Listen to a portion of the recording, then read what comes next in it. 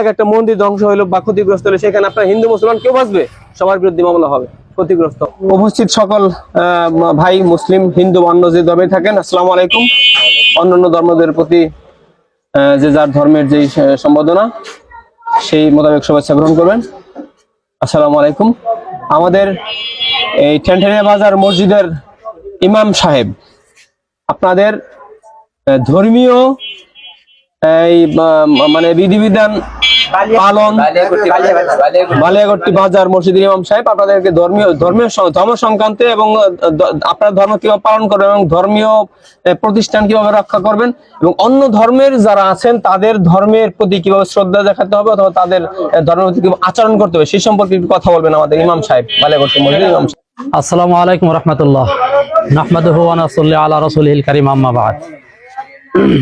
আউযু বিল্লাহি মিনাশ শাইতানির রাজীম। বিসমিল্লাহির রহমানির রহিম। কুল ইয়া আইয়ুহাল কাফিরুন লা আ'বুদু মা তা'বুদুন ওয়া লা আনতুম আলা আ'বিদুনা মা আ'বুদু ওয়া লা আনা আ'বিদুম মা আ'বাদতুম ওয়া লা আনতুম আ'বিদুনা মা আ'বুদু লাকুম দীনুকুম ওয়ালিয়া দীন। সাদাকাল্লাহুল আযীম। আলহামদুলিল্লাহ, আজকে আমাদের পুলিশ প্রশাসন ভাইয়েরা এখানে উপস্থিত হয়ে একটা সেমিনারের আয়োজন করছেন। এখানে সেমিনারের উদ্দেশ্য হইতেছে, আমরা বাংলাদেশ মুসলিম জাতির দেশ, 95% মুসলমানের দেশ। এদেশে সকল ধর্মেরই মানুষ এদেশে বসবাস করে। তো আমরা সংখ্যালঘু আর সংখ্যাগরিষ্ঠ কিছু লোক এরকম আছে, যেমন মুসলমানরা বেশি আর বেধর্মীরা একটু বেশি, মানে কম। সেই তুলনায় তাদের উপরে তারা তাদের মতোই করবে, আমরা আমাদের মতোই করব। তারা আমাদের দেশে বসবাস করবে মেহমানের স্বরূপ, মেহমানদের মতো তাদের সাথে আচরণ করতে হবে। এই জন্য তারা যদি আমাদের উপর কোনো প্রকারের কোনো রকমের কোনো দিক দিয়ে যদি উস্কানিমূলক বা কোনো অত্যাচার নির্যাতনের কোনো দিক দিয়ে আসে, এইগুলো দেখার জন্য আইন আছে, প্রশাসন আছে। এগুলো আমরা তাদের কাছে হস্তান্তর করব। আমরা নিজেদের হাতে নিজেদের মানে বিচার আমরা নিজেদের হাতে তুলে নিব না। তো এরকম ভাবে বিভিন্ন স্থানে দেখা যায় হিন্দু ভাইয়েরা কিছু মসজিদের উপর আক্রমণ করে বা মুসলমানদের উপর আক্রমণ করে। আবার মুসলিম ভাইয়েরা দেখা যায় যে হিন্দুদের মন্দিরে আগুন দেয়, মন্দির ভাঙচুর করে, হিন্দুদের উপর নির্যাতন করে, অত্যাচার করে। এগুলো আসলে করা ঠিক না।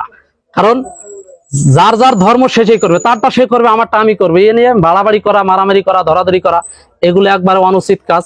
এগুলো ইসলাম শিক্ষা দেয় না, এগুলো দণ্ডনীয় অপরাধ। এগুলো ইসলাম কখনো শিক্ষা দেয় না। ইসলামের শিক্ষা হইতেছে শান্তি। ইসলাম ধর্মের শব্দই হইতেছে শান্তি। এই জন্য আমরা শান্তিপূর্ণ দেশ, শান্তিভাবে আমরা বসবাস করব, শান্তিতে জীবনযাপন করব। কোনো প্রকারের জুলুম অত্যাচার কেউ কারোর উপর করব না। কেউ করে থাকলে এগুলো দেখার জন্য আইন আছে, প্রশাসন আছে। আমরা তাদের কাছে জানাবো, তাদের কাছে হস্তান্তর করব। এই হলো আমার সংক্ষিপ্ত বক্তব্য। আল্লাহ তাআলা আমাদের সকলকে ইসলামের সঠিক বুঝে জীবনযাপন করার তৌফিক দান করেন। সকল বলে আমিন। আখির দাওয়ানা আলহামদুলিল্লাহ। ভাই অনেক সুন্দর কথা বললেন। মূলত কি আপনি আর সমস্ত পৃথিবীর সমস্ত কিছুর সুরক্ষার জন্য আইন আছে না? আপনার নিজের জান, আপনার সম্পত্তি, আপনার মাল, দেশের এই যে স্থাপনা, মুসলিম হোক হিন্দু হোক, সকল ব্যক্তি এবং প্রতিষ্ঠানের অথবা ধর্মগ্রন্থের বা ধর্ম প্রতিষ্ঠানের ইয়ে করার সবকিছুই সুরক্ষার জন্য আইন আছে। আপনারা যে কোনো বিষয় হোক, আমরা এদেশে মুসলিম কিন্তু 95% মুসলিম, আর সমস্ত ধর্মের মিলিয়ে বৌদ্ধ খ্রিস্টান সবকিছু মিলে 5%। এখন এই 5% লোক আমরা আমাদের কাছে কিন্তু মানে মেহমানের মতোই থাকে। ভাই যেটা বললেন, মেহমানের মতো থাকে, আমরা কিন্তু শ্রদ্ধা করি। সে তাদের ধর্ম নির্বিঘ্নে পালন করবে, করুক।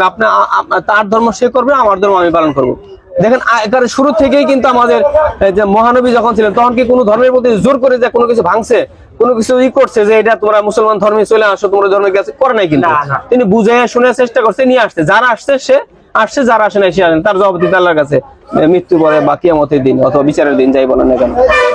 তো কাজেই কেউ যদি বলে আমি ধর্ম, আপনার এখানে হিন্দু মুসলিম থাকতে পারেন, হিন্দু দাদারা যারা আছেন, আপনারা যে গুজবে কান দিবেন না, যমুক জায়গায় আমাদের মন্দির পড়িয়ে ফেলতেছে, মন্দির ভেঙে ফেলতেছে, তার জন্য পুলিশ আছে, বাংলাদেশ সরকারের আইন আছে।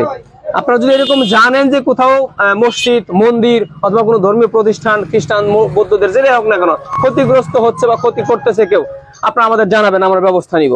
কিন্তু আপনি দেখা গেল হুদাই যে কি শুনলেন যে ওই অমুক জায়গায় সালতার ওই গোটটি একটা মন্দিরে আগুন দিছে অথবা মসজিদে আগুন দিছে, আপনি হতাশে কি করলেন, এইখানে মসজিদ মন্দিরে আগুন দেওয়া শুরু করলেন।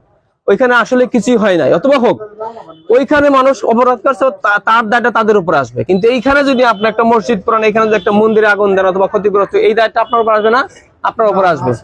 তো কাজে ওই গুজবে কান না দিয়ে যদি আপনি শুনেন এরকম যে ওখানে কোথাও হচ্ছে, এমন হতে পারে যে সে গোটটি আগুন দিচ্ছে একটা মসজিদে বা মন্দিরে, আপনার কাছে সংবাদ আসছে, আপনি থানায় কেউ জানেন, আপনি প্রথম সংবাদ পেলেন, আপনি থানায় জানান যে ভাই অমুক জায়গায় শুনলাম, থানা অমুক জায়গায় শুনলাম যে ভাই আমি শুনলাম যে গোটটি একটা ঘটনা ঘটতেছে, মন্দিরে নাকি মসজিদে এরকম আগুন দিচ্ছে অথবা লোকজন ভাঙচুর করতে যাচ্ছে, ভাঙচুর করে লোকজন জড়ো হয়েছে।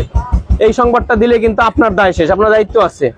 কিন্তু আপনি যদি ওই হুজুরকে এখানে একটা ক্ষতি করে বসেন, আপনার বাচ্চা, আপনার ফ্যামিলি, আপনি নিজে ওই যে বিভিন্ন জায়গায় এরকম হচ্ছে, সংবাদ পাচ্ছেন না যে মানুষ খুদে মানে অযথাই কিছু মানে ধর্মান্ধ কিছু লোক, মানে জ্ঞান বুদ্ধিহীন কিছু লোক আছে, তারা একেবারে মনে করে যে আমি সারা বিশ্বের দায়িত্ব আমার, আমি হিন্দু, সমস্ত বিশ্বের মন্দিরদের রক্ষা করার দায়িত্ব আমার দিয়ে দিছে।